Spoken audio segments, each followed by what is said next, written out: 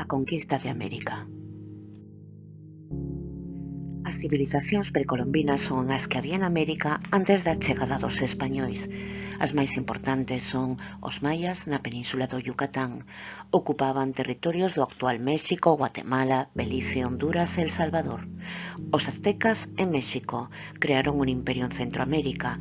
Cando chegaron os españois estaban en plena expansión. E os incas nos países andinos crearon o imperio máis grande da América prehispánica. A chegada dos españois ia supoñer un cataclismo na cultura destes povos. Os maias, como dixemos, vivían na península de Yucatán e noutras terras baixas dos actuais México, Guatemala e Honduras. Viviron a súa época de esplendor entre os anos 300 e 900. Non chegaron a constituir un estado como tal, senón que as súas cidades viviron momentos de auxe e decadencia, relacións de rivalidade, de alianza. Construíron templos en forma de pirámide cola escalinata central para cerimonias. Para conseguir o favor divino practicaban diversas formas de sacrificios humanos, por decapitación, extracción de corazón. Parece que neste ritual pintaban previamente de azul cobalto o corpo das víctimas. Cando chegaron os españois, estaban en plena decadencia, provocada por unha sucesión de guerras civís e invasións de outros povos, pero sen dúbida a irrupción dos europeos foi un punto de inflexión. Os aztecas. O Imperio Azteca ocupaba o actual México. Desde o século XIV iniciaron unha expansión que os levou ao control de territorios maias, con que mantiña numerosas guerras. Crearon unha triple alianza entre as tres principais cidades, Tlacopan, Texcoco e Tenochtitlán. Esta última era a capital. Sobre ela está hoxe a cidade de México. Todo o poder civil, militar e religioso concentrábase en mans do rei, o Tlatoani. El e a súa familia situábanse no cumio dunha pirámide social dividida en dous grupos esenciais. Na parte superior un reducido número de nobres. Na baixa, a maioría da poboación, campesiñado, familias artesás, organizada en grupos familiares amplos, os calpulli. As crenzas mexicas eran complexas, cun amplo panteón no que cada vez gañou máis peso que Tzalcóatl, a serpe emplumada, deus da vida, da luz, da fertilidade, da civilización e do coñecemento. Os sacrificios humanos eran un elemento fundamental no culto religioso azteca. Viñan ser unha especie de compensación ou pago que os humanos daban ás deidades que non se podía manter con alimento, senón coa vida mesma, é dicir, sangue humana. O sacrificio máis común consistía en arrincar o corazón á vítima, ofrecendo enseguida un deus. Para iso, 4 sacerdotes suxeitaban polas extremidades o sacrificado colocado sobre unha pedra, e un quinto sacerdote executaba a operación cun coitelo sagrado para arrincarlle o corazón. As cabeiras dos sacrificados conservábanse no zompantli, unha plataforma de cal e pedra, a modo de macabro altar para honrar aos deuses. Entre as vítimas había homes, mulleres, nenos, nenas. A economía era maioritariamente agraria. Foron importantes as súas obras hidráulicas, tanto para o rego como para as chinampas, unha especie de illas artificiais polas que ampliaban os terreos de cultivo ás lagoas. Eran terreos moi fértiles que non había que regar. A gran Tenochtitlán estaba sentada sobre o lago Texcoco e situada no centro do imperio. Era a cidade máis poboada. Chegou a ter máis de 200.000 habitantes, aínda que a cifra é obxecto de debate. En Europa, Venecia era a única cidade que superaba os 100.000. A illa sobre a que se asentaba era artificial, feita con recheos e troncos flotantes.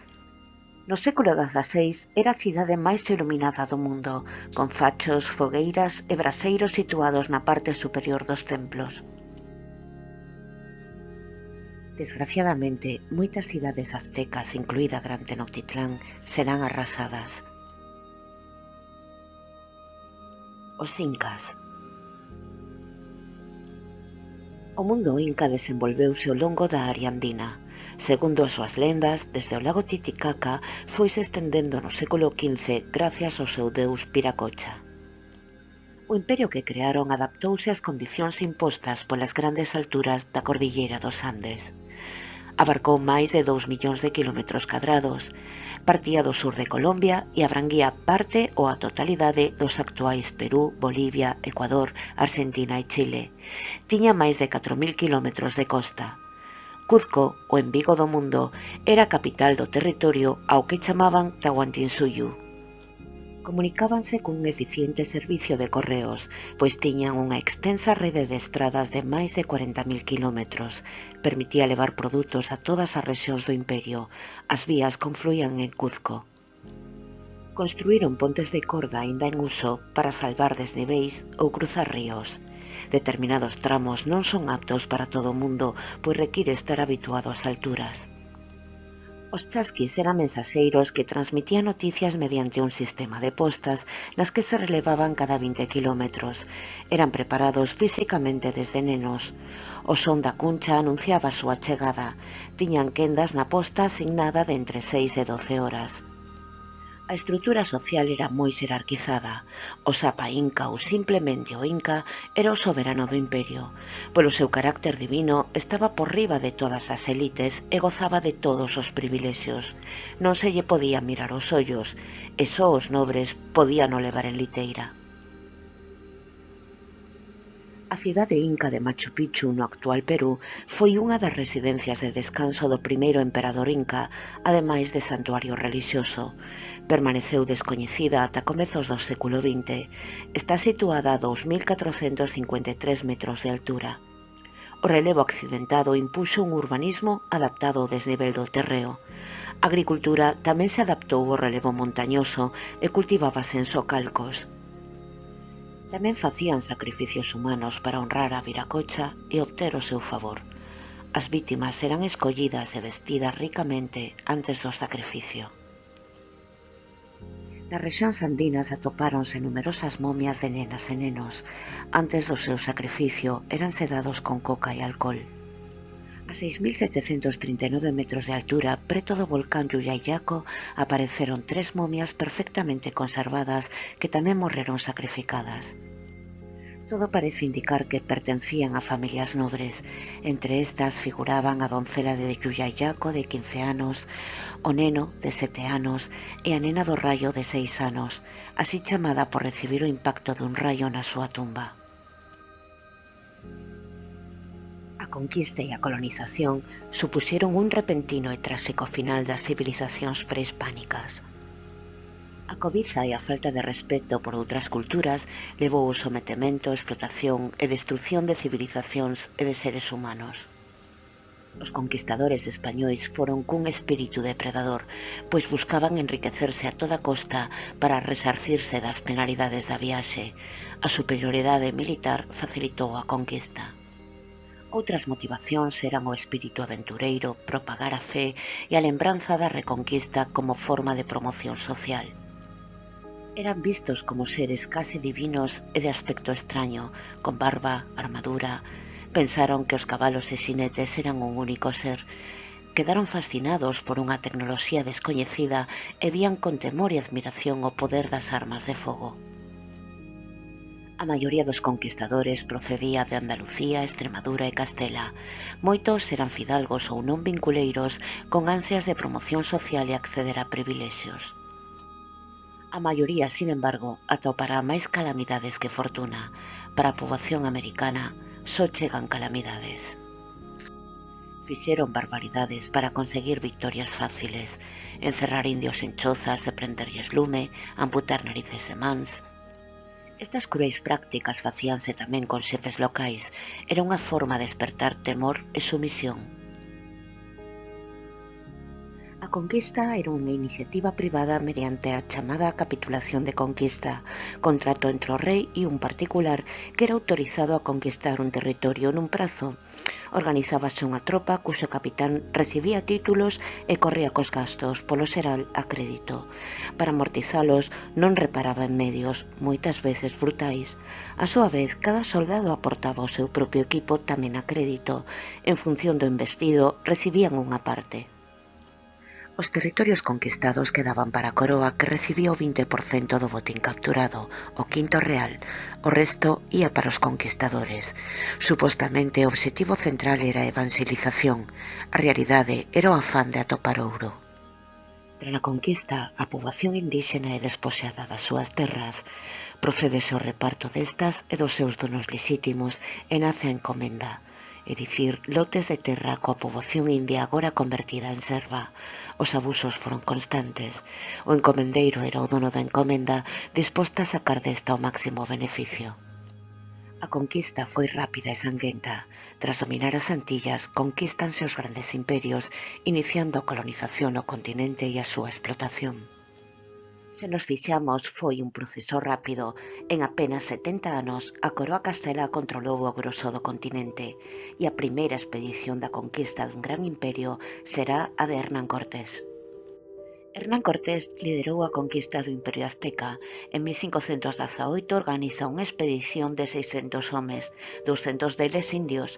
En febreiro de 1519 parte de Cuba cunha armada de 11 naves. Tras desembarcar na península do Yucatán, teñen lugar os primeiros encontros cos maias, que non foron amigables, pero tras tomar a cidade de Potonchán neutraliza a resistencia e precipita a rendición maia. Desde entón, Cortés consegue alianzas maias para loitar contra os aztecas.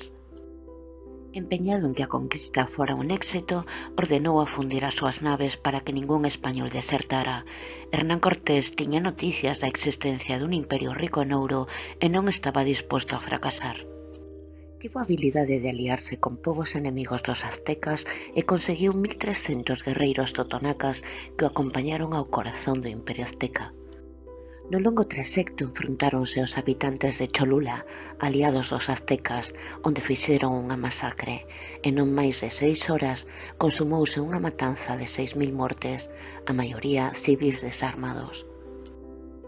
A noticia da matanza difundiuse por todas as rexións, espertando o temor. Moctezuma, Tlatoani do Imperio Azteca, envía embaixadores con agasallos para disuadir a Cortés de que avance, pero isto alimentaba a codicia. Cortés envía a Moctezuma o aviso de que chegara pronto. Facía 7 meses do seu desembarco. A súa inminente chegada espertaba unha inquietante expectación. En novembro de 1519, Hernán Cortés entraba en Tenochtitlán. Foron recibidos respetuosamente. Na expedición ían de intérpretes Jerónimo de Aguilar, español que tras un naufraxio viviu cos maias ata ser rescatado por Cortés, e Malinche, escrava azteca dos maias, entregada a Cortés como agasallo. O emperador Moctezuma recibe aos españois con temor e respeto, incluso obsequia a Cortés con fabulosos agasallos. Nos días seguintes, Cortés explora a cidade, queda abraiado coa súa beleza e as dimensións do mercado. Cegado por conseguir ouro, non dubidará en destruíla. Tras repartirse o tesouro de Moctezuma e fundir o ouro, o emperador azteca é arrestado. Aumentaba a tensión e a desconfianza. En maio, os mexicas celebraban a festa de Tózcatl, con ritos de procesións, danzas e ofrendas de millo. Estaba presidida pola nobreza e xefes guerreiros. Pedro de Alvarado, temeroso dunha concentración masiva de guerreiros e de acabar sendo vítimas de sacrificios, ordena unha matanza de nativos, de nobres, caciques e xefes do exército mexica. Estes intentaron defenderse do inesperado ataque, pero estaban prácticamente desarmados. O resultado foi un número descoñecido de mortos, aínda que segundo as crónicas oscilan entre 300 e 600. Alvarado fai unha carnizaría, pecha entradas e saídas ao patio sagrado e inicia a masacre. Foi a matanza do Templo Maior, así descrita. Deron unha tallada ao que tocaba o tambor, cortáronlle os brazos e logo decapitárono. Lonxe foi caer a súa cabeza cortada. Outros comezaron a matar con lanzas e espadas. Corría o sangue como a auga cando chove, e todo o patio estaba sementado de cabezas, brazos, tripas e corpos de hormes mortos. A masacre puxo os españois nunha situación comprometida. A indignación prendeu entre os mexicas moi superiores en número. Iníciase unha rebelión e esténdese o descrédito de Moctezuma. Os españois refúxanse con este no palacio onde foran aloxados. Ali estiveron sitiados durante días. Cortés pídelle a Moctezuma que se dirixe ao seu povo para calmar os ánimos, pero Moctezuma, que perdera a credibilidade ante os seus súbditos, xa fora substituído sen sabelo polo seu irmán Cuitláhuac e recibe unha pedrada que o deixa malferido. Días despois morre. Os españois sitiados empezan a sentir a falta de agua e víveres, polo que Cortés organiza a evacuación da tropa. Tras repartirse ouro segundo o rango, o 30 de xuño de 1520, a tropa ponse en marcha silenciosamente. Tiñan que atravesar unha calzada de 3 kilómetros de longo. Pronto son sorprendidos por multitude de canoas que lles impediran o paso. Os indígenas aliados de Cortés foron masacrados. De máis de 1000 tlaxcaltecas aliados sobreviviron apenas un centenar. Morren 600 españois, a metade da tropa, e case todos os demais quedaron feridos. Algúns homes cargaron tanto ouro que abandonaron as súas armas, outros morreron afogados polo peso do ouro. Perderon canóns, cabalos, pólvora e case todo o ouro amasado. Foi a chamada Noite Triste. Aos españois capturados vivos esperáballes o sacrificio. Ademais de arrincarlles o corazón, adornaron os templos coas peles arrincadas e fixeron banquetes rituais cos cadáveres. Os superviventes que conseguen fuxir son perseguidos por case 40.000 guerreiros, pero milagrosamente as debilitadas tropas de Cortés vencen a batalla de Otumba. O número de guerreiros que se enfrontan e os que morren en combate é difícil de saber, pois as crónicas da época tendían a exagerar os feitos. En calquera caso, para Cortés supoñía gañar tempo antes de tentar o asalto final en Tenochtitlán. Pero Cortés, sen sabelo, deixaba unha arma mortífera en Tenochtitlán, a epidemia de varíola ou talvez sarampelo, descoñecidas en América. Provocaron milleiros de mortos deixando a cidade debilitada. Cortés non abandona a idea de conquistar Tenochtitlán, pero debe esperar un ano para organizar o asedio. Comprende que este require o ataque desde o lago, polo que ordena construir 13 bergantíns cuxa construción rematará nas proximidades do lago Texcoco. Ao tempo reforzou as súas tropas con case 80.000 aliados indígenas e con centenares de españois recentemente chegados de Veracruz. Xa en Tenochtitlán quedan cortados os accesos e o acueducto. A cidade resiste un asedio de 93 días. Sen auga doce, sen comida, resisten ata case o seu exterminio. Agora Cortés coñece ben a cidade. O 30 de xuño de 1521 inician o ataque desde o lago Texcoco ata debilitar as defensas.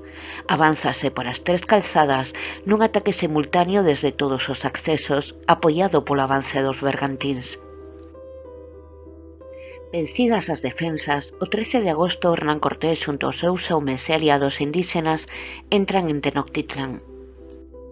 A pesar da feroz resistencia, os mexicas estaban moi debilitados polas epidemias e polo asedio sufrido.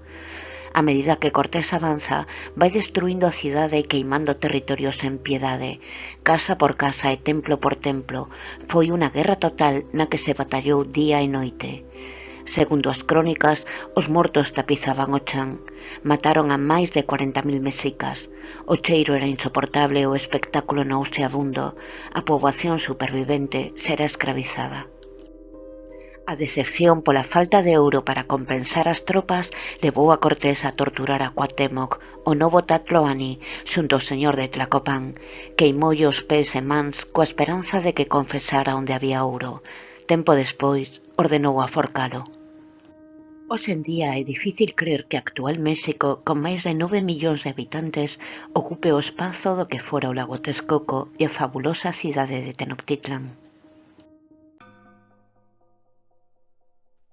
A conquista do Imperio Inca. As noticias da existencia dun imperio con enormes riquezas en ouro e prata espertou a cobiza dos aventureiros españois. A enorme extensión do Imperio Inca e a dificultade do terreo explican que a conquista durará máis tempo do esperado.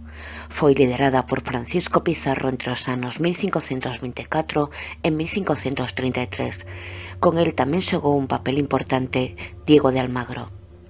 E conquistaron o imperio brutal e repentinamente, roubando inmensas reservas de prata, ouro e outros tesouros. Antes de chegar ao corazón do Imperio Inca, foron precisas 2 viaxes de exploración pola costa do Pacífico de América do Sur, ata entón descoñecidas. Na terceira viaxe, Pizarro desembarcou na Bahía de San Mateo en 1532 co obxectivo de conquistar Perú. Eran 185 españois, 37 cabalos, cans e un número impreciso de indios nicaraguas. Atravesar os Andes era arriscado. Atahualpa, emperador inca, que acababa de vencer na guerra civil contra o seu irmán Huáscar, non aproveitou a ocasión de detelos en calquera desfiladeiro. Despois de viaxar a través do deserto e as montañas nevadas, chegou cos seus homes a Cajamarca. Era o ano 1533. Ali capturarán a Atahualpa, o último emperador dos incas. No primeiro encontro con este, tentaron humillalo e asustalo, dirixindo cara a él un cabalo a todo galope, pero o emperador inca mantívose impasible. Mentres Atahualpa recibía os visitantes nun ambiente protocolario de tensa calma, Cajamarca estaba estratégicamente rodeada polos poucos homes de Pizarro que esperan ordes para atacar. Recibidas as ordes de ataque, inician unha carnizaría da que non se libra a nobreza inca. A cabalería e a infantería desatan o terror e a morte. Mentres a multitude se pisaba e asfixiaba, os 200 guerreiros do Sapa Inca tentaron conter a cabalería, pero os xinetes hispanos os descortizaron coas súas armas de aceiro. En medio do caos, Atahualpa contemplaba atónito a masacre. Os seus portadores, espantados, non sabían por onde emprender a fuxida. Os españois comezaron a matalos, achegándose perigosamente ao Sapa Inca. Os últimos gardas nobres e portadores que o cubrían foron caendo desangrados. Mais que batalla, a de Cajamarca foi unha masacre continuada durante media hora, pois os incas non se defenderon. O factor sorpresa e a superioridade tecnolóxica foron decisivos. Entre 4.000 e 5.000 persoas morreron, outras 7.000 foron feridas ou capturadas. Capturan vivo a Atahualpa para obter ouro, mantéñeno preso no chamado cuarto do rescate, no que permanecerá os últimos 8 meses da súa vida. O Inca ofrece un fabuloso rescate pola súa liberación, encher o cuarto onde está recluído de ouro ata onde lle chega a súa man e 2 veces de prata. Foi un rescate carísimo. Moitas cidades, templos e palacios foron dilapidados. O Templo do Sol perde as súas 700 placas de ouro macizo. Cada placa pesaba 2 kilos. Foi o rescate máis caro da historia. Toda esta riqueza foi traída desde o Cuzco Pachamá e tamén das minas de Cajamarca. Parte do ouro e da prata usaríase nas igrexas da época. Exquisitas pezas foron fundidas en 9 fragas durante un mes. Eran 24 toneladas de metais. Cada soldado recibe 20 kilos de ouro e 40 de prata. Os cabaleiros recibiron o dobre e algúns substituíron as ferraduras dos cabalos por ouro macizo. Calcúlase que o tesouro hoxe sería de varios millóns de euros. O quinto real chegará a Sevilla o 4 de xaneiro de 1534. Os españois non respetan o trato con Atahualpa e o condenan a morrer na fogueira. Consideraron que mantelo vivo era un risco, pois podían organizarse exércitos para rescatalo. O aceptar ser bautizado conmútase a morte na fogueira polo garrote vil. Foi executado o 26 de xullo de 1533. Pouco antes de morrer estrangulado, ofreceu o triple de ouro e prata que xa entregara para evitar a súa morte, pero a execución non tiña marcha atrás. Os españois sabían que matando a Atahualpa se aseguraban a fidelidade dos partidarios de Huáscar, irmán e enemigo de Atahualpa. Estes prometeron todo o seu apoio para a ansiada viaxe a Cuzco. O 11 de agosto de 1533 emprenden a marcha á capital, Cuzco. As expectativas de conseguir ouro eran enormes. Ali estaba o Templo do Sol ou Coricancha, repleto de ouro nos revestimentos, incontables pezas e incluso un xardín artificial feito en ouro. A cidade de Cuzco era partidaria de Huáscar, polo que recibiron ben aos españois, pero estes só tiñan un obxectivo, o ouro. Cuzco é saqueada e os seus habitantes masacrados. Os barbudos non eran deuses liberadores. O Imperio Inca perdía a súa independencia. Tras a toma de Cuzco, xorden revoltas por todas partes. Incas contra españois, españois contra incas, incas contra incas e españois contra españois, como os partidarios de Almagro contra os de Pizarro co conseguinte asasinato deste. A pacificación e control do territorio levará un tempo, a par que a cultura inca se vai destruindo. O impacto da conquista foi múltiple. O primeiro, o demográfico, supuxo un colapso na poboación prehispánica que diminúe de forma drástica debido ás epidemias levadas polos europeos, os malos tratos e os traballos forzosos como a mita. Especialmente dura foi a mita mineira, pois a precariedade das instalacións provocaba frecuentes accidentes. Supoñía tamén un aumento de enfermidades derivadas do esgotamento ou por intoxicación por mercurio. A caída demográfica provocou un descenso de man de obra traballadora que foi compensada coa traída de man de obra forzosa desde África. Obrigada a unha viaxe sen retorno, entre 20 e 60 millóns de persoas foron secuestradas para ser vendidas como escravas. As condicións nas que viaxaban os chamados barcos negreiros eran inhumanas. Aforrábase espazo ao máximo ata facer a atmosfera irrespirable. Ao redor do 25% falecía no traxecto polas malas condicións e polo maltrato recibido. Se algunha persoa enfermaba, tiraban ao mar. Ao chegar, sofren a angustia da separación de familias a golpe de látego, e a golpe de látigo será tamén o resto das súas vidas. Apareceron novos modelos de xerarquización social con criterios raciais, nos que as élites eran peninsulares. Nos chanzos inferiores da pirámide estarían a poboación mestiza, a orixinaria e a negra. Neste sistema de castas colonial, a mestizaxe viuse favorecida porque chegaron moitas menos mulleres colonas. Desapareceron os imperios e cidades-estado existentes en favor da nova organización colonial. América era dirixida desde España a través do Consello de Indias con mediación dos seus representantes en América. Os territorios dividíanse en vicerreinados. Impúxose o modelo de explotación europeo que incluía a escravitude en moitos casos e a destrucción do modelo de vida tradicional das comunidades indígenas. Coa colonización incorporáronse produtos descoñecidos en América, como trigo, a vide ou a oliveira, e exportáronse outros como a pataca, o millo, a cabaza, o tomate ou o pemento. Un intercambio semellante tivo lugar na gandaría.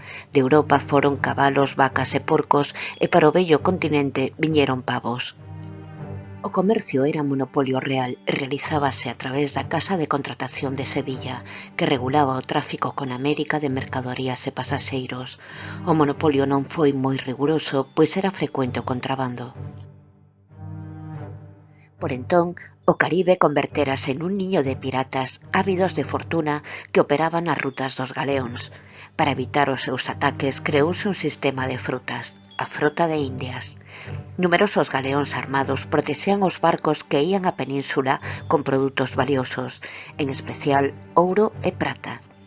Aínda así, houbo numerosas abordaxes piratas. Hoxe aínda quedan galeóns afundidos no Caribe. A conquista supuxo unha alteración drástica das culturas prehispánicas. Impuxéronse a religión, linguas e culturas europeas. Con todo, tamén se mantiveron tradicións e linguas derivando nun sincretismo que mesturou e adaptou elementos culturais de ambos mundos.